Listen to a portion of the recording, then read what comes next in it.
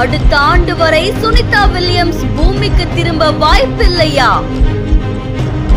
விண்வெளி வீரர்களை காப்பாற்றுமா Elon மஸ்கின் crew 9 திட்டம்? கிட்டத்தட்ட 60 நாட்களை கடந்து உலக மக்களை அதிர்ச்சியில் ஆழ்த்திய சம்பவம்.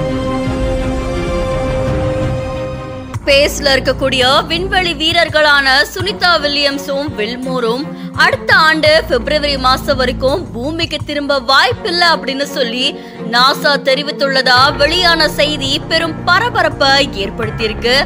உலக மக்களை அதிர்ச்சியில ஆழ்த்தியிருக்கு.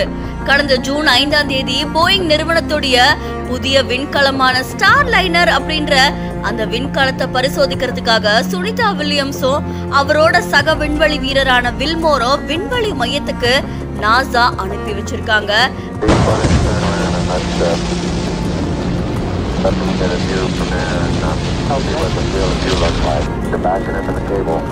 விண்வெளி மையத்துல 8 நாட்கள் ஆய்வு செஞ்சு அவங்களுடைய சோதனைகள்லாம் முடிச்சுட்டு மறுபடியும் பூமிக்கு திரும்பிடுவாங்க அப்படின்றதுதான் அவங்களுடைய திட்டமா இருந்தது. ஆனா திடீர்னு விண்வெளி வீரர்கள் இருக்கக்கூடிய போயிங்குடைய ஸ்டார் லைனர் விண்கலத்துல திடீர்னு ஏற்பட்ட தொழில்நுட்ப கோளாறால இப்ப அவங்களால பூமிக்கு திரும்பி வர முடியாம ரொம்பவே கஷ்டப்படுறாங்க. ஹீலியம் வாயு கசிவு காரணமா ஸ்டார் லைனர் விண்கலத்துல ஏற்பட்டிருக்கக்கூடிய இந்த தொழில்நுட்ப கோளாறுகளை சரி செய்கிற பணிகள் தொடர்ந்து ஒரு பக்கம் நடந்துகிட்டு வருது. ஆனா ஏறக்குறைய 60 நாட்கள் கடந்திருக்கிற நிலையில தொழில்நுட்ப கோளாறுகளை சரி செஞ்சு சுனிதா வில்லியம்ஸும் வில்மோரும் பூமிக்கு அழைச்சிட்டு வரதுக்காக பல சோதனைகளை நாசா செஞ்சுட்டு வராங்களாம். இந்த சூழல்ல தான் ஆகஸ்ட் 18ஆம் தேதி க்ரூ 9 அப்படின்ற திட்டத்தின் கீழே எலான் மஸ்கோடைய ஸ்பேஸ் எக்ஸ் நிறுவனத்தோட இணைஞ்சு 4 பேர் கொண்ட குழுவை நாசா அனுப்ப இருக்கிறாங்களாமா.